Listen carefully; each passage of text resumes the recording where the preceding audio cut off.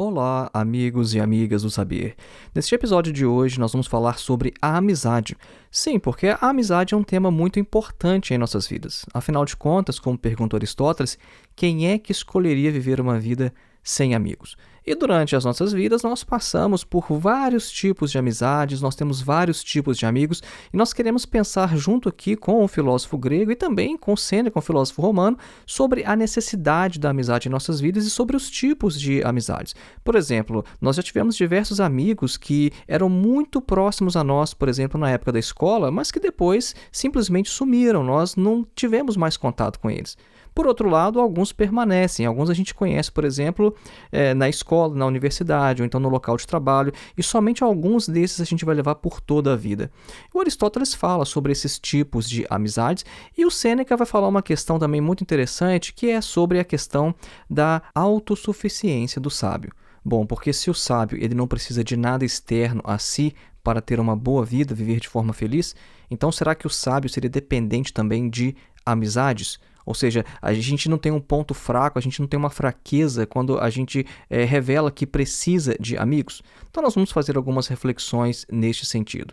Acompanhe.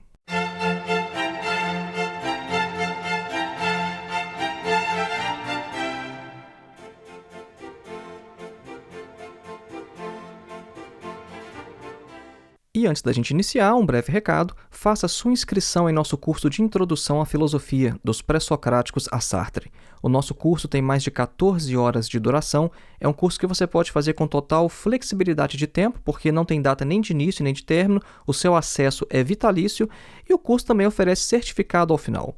O nosso objetivo é fazer com que você tenha contato direto com alguns dos principais textos de toda a história da filosofia, de modo que o seu contato não vai ser mediado através de literatura secundária ou comentadores. Os nossos vídeos vão preparar você para ler alguns dos principais textos escritos por filósofos como Platão, Aristóteles, Santo Anselmo, Tomás de Aquino, Santo Agostinho, René Descartes, Kant, Hegel, Marx, Nietzsche, Sartre e etc. Para mais informações, acesse o link que está na descrição deste episódio ou então visite o nosso site, que é www.filosofiaepsicanalise.org. Voltamos então ao nosso tema: Aristóteles, Sêneca e a amizade. Às vezes, alguns indivíduos tendem a considerar a nossa necessidade por amizades como se fosse uma fraqueza. Inclusive, o Sêneca faz uma reflexão bem interessante sobre isso, porque principalmente aqueles indivíduos que gostam da solidão, eles percebem que ficar muito tempo sozinho acaba nos levando à companhia de outras pessoas, né? Então, o Sêneca ele faz uma reflexão que é a seguinte, é muito bonita, abre aspas: "É preciso frequentemente recolhermos-nos em nós mesmos, pois a relação com pessoas diferentes demais de nós perturba o nosso equilíbrio, desperta nossas paixões, irrita nossas restantes fraquezas e nossas chagas ainda não completamente curadas. Misturemos, portanto, as duas coisas, alternemos a solidão e o mundo. A solidão nos fará desejar a sociedade e esta nos reconduzirá novamente a nós mesmos. Elas serão antídotas uma à outra. A solidão curando nosso horror à multidão, e a multidão curando nossa aversão à solidão." Fecha aspas. Como podemos perceber aqui nesse trecho, o Sêneca está falando que quando a gente fica muito sozinho, a gente sente falta de estar com outras pessoas, né? De modo que a solidão ela nos faz desejar a sociedade. Só que quando a gente está em sociedade, às vezes a gente quer sair dali e a gente quer se afastar e ficar sozinho, né? Então o conselho do Sêneca é: a gente tem que alternar as duas coisas. A gente tem que alternar a solidão e o mundo. E aí, quando a gente pensa sobre a questão da amizade, mais especificamente, a questão não é muito diferente. Porque mesmo que a gente tenha um amplo círculo de pessoas conhecidas, que a gente poderia até dar o nome de colegas, a gente ainda assim sente falta de ter uma pessoa mais próxima, uma pessoa que a gente pode confiar os nossos segredos, uma pessoa que possa estar com a gente quando a gente precisa e uma pessoa em relação à qual a gente se sente bem quando a gente está lhe ajudando. E isso é o que a gente chama de amizade, e é um tema muito discutido na filosofia desde ali o seu início com os gregos. Uma primeira reflexão sobre o tema que eu gostaria de trazer é a de Aristóteles. Quem já leu o pensador grego sabe como ele gostava de colocar tudo em categorias, como ele gostava de organizar tudo o que ele pensava. E ele faz isso também com a amizade, e ele nos fala sobre 3 tipos de amizade.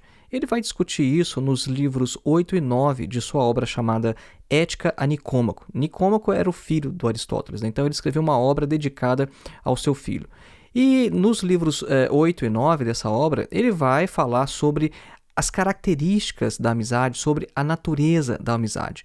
E ele justifica colocar essa discussão ali porque ele diz o seguinte, olha, sendo essa obra aqui uma obra sobre ética, a discussão sobre a amizade ela se faz necessária porque ou ela é uma virtude ou então ela implica virtude. E além disso, a amizade também é uma coisa extremamente necessária à vida. Inclusive, o Aristóteles chega a falar o seguinte, abre aspas, ninguém escolheria viver sem amigos, ainda que dispusesse de todos os outros bens. E até mesmo pensamos que os ricos, os que ocupam altos cargos e os que detêm o poder são os que mais precisam de amigos. De fato, de que serviria tanta prosperidade sem a oportunidade de fazer o bem, se este se manifesta sobretudo e em sua mais louvável forma em relação aos amigos? Fecha aspas. Aristóteles faz aqui uma afirmação interessante. Ninguém escolheria viver sem amigos, ainda que dispusesse de todos os outros bens. De modo que se a gente perguntasse a algum indivíduo se ele preferiria viver com amigos ou sem, bom, é difícil pensar em alguém que diria, não, eu prefiro uma vida sem amigo nenhum. Eu prefiro viver uma vida em completa solidão, em completo isolamento. Ele vai classificar as amizades, então, em 3 tipos. Essas espécies de amizade, elas fazem referência às qualidades que as fundamentam. E elas são, primeiro, a amizade segundo o prazer, a amizade segundo a utilidade e, terceira, a amizade segundo a virtude, que é chamada também de amizade perfeita. Então, aqueles que vão fundamentar a sua amizade sobre o prazer, no primeiro tipo de amizade, eles o fazem mais por causa daquilo que é agradável em um para o outro. Por exemplo, aquelas pessoas que são muito engraçadas, elas têm muitas amizades não por causa do seu próprio caráter, mas devido ao prazer que podem proporcionar umas às outras. A amizade segundo a utilidade, que é a segunda, ela é estabelecida pelo bem que uma pessoa pode receber da outra. E, mais uma vez, as pessoas envolvidas nesse tipo de relação, elas não se amam por causa do seu caráter, mas sim devido a uma utilidade recíproca. E a amizade segundo a virtude, que é a terceira, ela só pode se estabelecer entre pessoas que são boas e semelhantes na virtude, como diz Aristóteles, abre aspas, pois tais pessoas desejam o bem um ao outro de modo idêntico e são bons em si mesmos, fecha aspas. E Aristóteles fala que como pessoas assim são raras, amizades assim também são raras. Então vamos falar um pouco mais sobre esses tipos de amizade. Então, tanto a amizade segundo o prazer quanto a segundo a utilidade são geralmente efêmeras, são passageiras, são amizades que se desfazem facilmente. E isso ocorre quase sempre, se uma das partes ela não permanece como era no início da amizade, isso é, se a pessoa deixa de ser útil ou então agradável. E por essa razão Aristóteles diz, abre aspas, quando desaparece o motivo da amizade, esta se desfaz, pois existia apenas como um meio para se chegar a um fim. Fecha aspas. Nós encontramos esse tipo de amizade em quase todos os períodos de nossas vidas. Quando a gente se lembra, por exemplo, das relações que a gente mantinha na escola, a gente pode identificar facilmente quantas e quais não foram as amizades que a gente estabeleceu unicamente segundo o prazer. Como a gente já mencionou aqui, essas pessoas que são espirituosas, as pessoas mais engraçadas, as pessoas mais agradáveis, cheias de vivacidade, elas quase sempre mantêm um amplo círculo de amizades, um amplo círculo de pessoas ao seu redor. Mas isso não é devido ao que elas são em si mesmas, não é por causa do seu caráter, mas apenas por causa do prazer que elas podem proporcionar aos outros. As amizades, segundo a utilidade, elas também são de natureza semelhante. E a gente pode identificar esse tipo de amizade, por exemplo, nas relações de trabalho, entre os funcionários de um escritório, ou até mesmo em um movimento social, em um partido político. Porque o que isso significa uma amizade segundo a utilidade? Significa que, nesse caso, as pessoas mantêm uma relação e desejam a companhia uma das outras não por causa de si mesmas, mas porque isso pode resultar em um bem para si próprias, ou então por uma causa comum pela qual elas estão ali militando ou trabalhando. Por exemplo, é o que a gente tem num grupo de trabalho, literalmente. Nós citamos o exemplo aí de organizações sociais, às vezes pode ser uma igreja também, né? E no final das contas, as pessoas ali elas têm um laço, elas estão unidas justamente porque elas precisam umas das outras. Então não é o tipo de amizade perfeita que o Aristóteles vai almejar. Esse tipo de amizade, segundo a utilidade, é justamente por causa daquilo que um indivíduo pode proporcionar ao outro. E se o indivíduo deixar de ser útil, então a amizade vai acabar. Tenho certeza que se você pensar nesses tipos de amizade que nós mencionamos até agora, né, o segundo prazer e segundo a utilidade, você já consegue relacionar isso com um monte de pessoas ali dos seus círculos, né? Você às vezes vai perceber que algumas pessoas elas estão próximas de você por causa da sua utilidade para elas. Ou então você vai perceber que talvez você se aproxima de alguém porque é uma pessoa que te faz sentir bem, no sentido de que ela te proporciona algum tipo de prazer.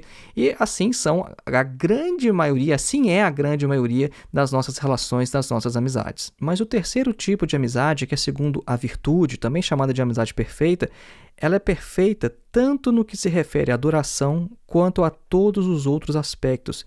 E nesse tipo de amizade, cada um recebe do outro em todos os sentidos o mesmo que dá, ou então algo de semelhante. O Aristóteles fala que nesse tipo de amizade as pessoas querem o bem uma da outra, né? E as pessoas elas são assim nesse tipo de amizade, e elas buscam verdadeiramente o bem do seu semelhante unicamente pelo fato de serem pessoas boas. Então o Aristóteles diz, abre aspas, serão amigos por si mesmos, isto é, por causa de sua bondade. Fecha aspas. O Aristóteles diz, os homens maus, eles vão ter amizades apenas segundo o prazer ou a utilidade, e nunca podendo, então, estabelecer uma relação virtuosa ou uma amizade perfeita. Só que os homens bons, por sua vez, eles podem estabelecer relações segundo o prazer ou a utilidade, assim como os maus. Só que apenas os bons vão estabelecer uma amizade segundo a virtude. E, claro, também o indivíduo que é bom, no virtuoso, usando um termo mais aristotélico, ele vai ter os outros tipos de amizade também, porque não é 100% de suas relações que vai ser assim. Não são todos os amigos do homem bom que vão ser amigos segundo a virtude. E a amizade ela tem uma característica especial que ela é uma coisa espiritual. Não no sentido religioso ou místico, mas no sentido de uma coisa da alma, uma coisa que não está ligada, por exemplo, a laços sanguíneos. Então, nesse sentido, o Michel de Montaigne, o filósofo francês, ele faz uma afirmação bem interessante, quando lá nos seus ensaios, ele tem um ensaio especificamente sobre amizade, ele conta sobre o Aristippos e ele falando o seguinte, olha, que o Aristippos ele não tinha mais consideração por seus filhos do que em relação a outras pessoas pelo fato de seus filhos terem saído dele mesmo. Então o Montaigne conta que por isso o Aristippos ele começou a cuspir no chão e disse que os seus cuspes saíram dele da mesma forma que seus próprios filhos. Ou seja, por que eu vou considerar um filho mais do que eu vou considerar qualquer outra pessoa? Então ele também cita um outro caso, ele cita que o Plutarco ele havia conversado com um homem para que se reconciliasse com seu irmão, e esse homem falou o seguinte, olha, meu irmão não tem nada de especial, não tem nada de mais, apenas pelo fato de ter saído do mesmo buraco que eu. Então, o Montaigne ele tem mania de se expressar assim, é uma coisa muito, inclusive, não muito comum para a época em que ele escreveu os seus ensaios. Mas o ponto dele ali é justamente mostrar essa coisa espiritual da amizade, uma identificação que a gente tem com uma outra pessoa, não é uma coisa que nos foi imposta pela natureza, mas é algo que acontece ali através do espírito, através da alma, é uma coisa mais psicológica quando a gente tem uma intensa relação com um amigo. Agora, pode chegar momentos da vida em que a gente pensa que seria melhor não precisar tanto assim de ter um amigo, Ter um amigo, ter uma amiga, seria melhor se a gente pudesse ser totalmente autossuficiente, de modo que a gente não dependesse de outra pessoa nesse sentido psicológico, como a gente precisa de amigos. E é nesse sentido que o Sêneca, então, vai fazer uma reflexão respondendo a Epicuro, falando o seguinte, olha, o sábio, que é autossuficiente, porque essa concepção de sábio para o Sêneca é aquele que não depende de nada externo a si mesmo. Então, o sábio, ele precisa de amigos. Então, o Sêneca está ali numa troca de cartas com um homem chamado Lucílio. Ele era um procurador romano na Sicília, né? E historicamente a gente não sabe mais nada, né, sobre esse Lucílio. Então a gente, né, sabe do nome dele através das cartas do Sêneca. Então eles conversavam por cartas através de diversos assuntos, e em uma dessas cartas, o Lucílio ele vai fazer essa pergunta para o Sêneca, né? E fala o seguinte, olha, o Epicuro, né, o filósofo grego Epicuro, ele tinha razão ao afirmar que o sábio bastaria a si mesmo e que não precisaria de nada externo a si para viver feliz, nem mesmo de amigos. Então, seria possível mesmo uma vida sem amigos? A gente precisa deles para ter uma vida plena e feliz? Essa foi a pergunta do Lucílio ao Sêneca. E o Sêneca vai responder então o seguinte, olha, a gente tem que entender que a reflexão de Epicuro, ela tem que ser entendida no sentido de que, mesmo que o sábio ele se baste a si mesmo e possa viver sem amigos, ele não deseja isso. Então, tomada em seu contexto, essa afirmação é uma resposta aos estoicos, né? Porque eles afirmavam que a ataraxia, né? Ou seja, a paz interior permanente, ela deveria ser alcançada através da apatheia, que é o termo grego para apatia, da total insensibilidade em relação a todas as coisas. Então, por exemplo, tristeza, alegria, dor, prazer, né? Para os estoicos, a gente não devia ser afetado por nada disso. A gente deveria ser indiferente a tudo. E essa indiferença vai nos levar à ataraxia. Então, ter amigos ou inimigos, para um estoico, não faz diferença alguma, porque o sábio ele se basta a si mesmo. O próprio Sêneca era um filósofo estoico, né? E sempre teve ali uma grande disputa na antiguidade entre a escola epicurista e a escola estoica, né? Não obstante o Sêneca ser um filósofo muito mais aberto, né? Ele aceitava várias contribuições de Epicuro. Então o Sêneca vai falar o seguinte, olha, a diferença na posição aí, né, dos estoicos e dos epicuristas é o seguinte, olha, o Epicuro ele vai falar que não se trata de deixar de sentir todas as coisas, mas de não se deixar vencer por nenhuma delas. Os sábios epicuristas, eles vencem todas as dificuldades, mas eles as sentem. Só que os estoicos, por sua vez, eles não querem nem ao menos sentir as dificuldades. Então, ou seja, o epicurista, ele sente, mas ele vence. Ele sente a dificuldade, não se deixa bater e vence. Só que o estoico não quer nem sentir nada, ele quer total apatia. E o Sêneca vai falar então que, olha aqui, ó, mesmo em sua autossuficiência, o sábio, ele deseja um amigo, um vizinho, um companheiro. E ele é tão capaz de bastar a si mesmo que ele pode até mesmo viver com apenas uma parte de si. Por exemplo, se o indivíduo, né, ele perder uma mão devido a uma doença ou um acidente, a outra mão que lhe restar vai ser suficiente, embora ele desejasse muito mais não tê-la perdido. Então, a gente deve entender nesse sentido a questão da amizade. Não é que o sábio ele queira viver sem amigos, mas é que o sábio ele pode.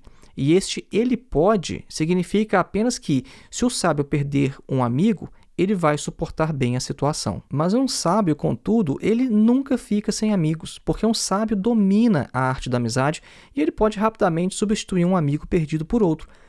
O segredo estaria expresso, vai afirmar o Sêneca, nos seguintes versos de Hécato de Rhodes, que é o seguinte, abre aspas, se você quer ser amado, então ame, fecha aspas. Ou seja, mesmo que não houvesse nenhum outro motivo, o sábio ele desejaria ter um amigo pelo menos para exercitar a virtude da amizade. E não como o Epicuro disse certa vez, que é pelo fato assim, eu quero ter um amigo para estar ao meu lado quando eu estiver doente, ou então para me fazer companhia quando eu for preso ou estiver em necessidade. O Sêneca diz não, pelo contrário. Seria justamente para ser este alguém que fica ao lado do amigo que tiver na doença ou então cercado por inimigos. Porque quem é tomado como amigo unicamente por causa da sua utilidade, ele vai ser considerado amigo apenas na medida em que puder ser utilizado. E o Sêneca fala, por isso que a gente vê que os felizes, eles são cercados de amigos, mas ao lado dos desgraçados reina a solidão. Então o sábio, ele basta a si mesmo, é verdade. Só que essa frase, ela é mal compreendida na maioria das vezes. O sábio basta a si mesmo para viver feliz, mas não para viver. Porque para isso ele vai precisar de ainda muitas outras coisas. Então, para viver feliz, ele precisa apenas de uma alma saudável, nobre e não apegada à riqueza. Então, o recado do Sêneca, para o Lucílio, seu correspondente ali nas cartas, é o seguinte, olha, se você não acredita em um amigo como acredita em si mesmo, você erra e não conhece a essência da verdadeira amizade. Então, resumindo o que a gente viu aqui hoje foi, Aristóteles classifica as amizades em 3 tipos: as amizades segundo o prazer, a utilidade e segundo a virtude. As amizades segundo o prazer são aquelas que a gente estabelece porque aquele relacionamento ele nos traz algum tipo de prazer. É como, por exemplo, aquelas pessoas que são muito engraçadas, espirituosas, que estão sempre cercadas de vários indivíduos, né? São pessoas que proporcionam prazer e, por isso, elas estão sempre ali com um amplo círculo de amizades, ou então de colegas, né, como a gente costuma dizer em português. A gente costuma fazer essa diferença, né, que existe os colegas e os amigos, né, mas o Aristóteles vai usar sempre essa questão da amizade. A amizade segundo a utilidade é aquela que é estabelecida a partir da utilidade que um indivíduo pode ter para o outro. Ou seja, eu vou usar esse indivíduo enquanto ele for útil para mim, né? Ele me interessa enquanto eu puder extrair dele alguma coisa. É o que acontece, por exemplo, no ambiente de trabalho, né? As pessoas ali desenvolvem uma certa amizade, às vezes até se encontram fora do ambiente de trabalho, né? Não teriam obrigação nenhuma de fazer isso, mas acabam fazendo. E elas fazem isso por quê?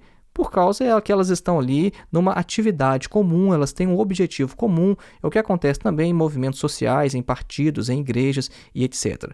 E a amizade segundo a virtude ela é estabelecida unicamente de acordo com a virtude daqueles que estão envolvidos, né? É a amizade dos homens bons, das mulheres boas, né? Dos indivíduos bons.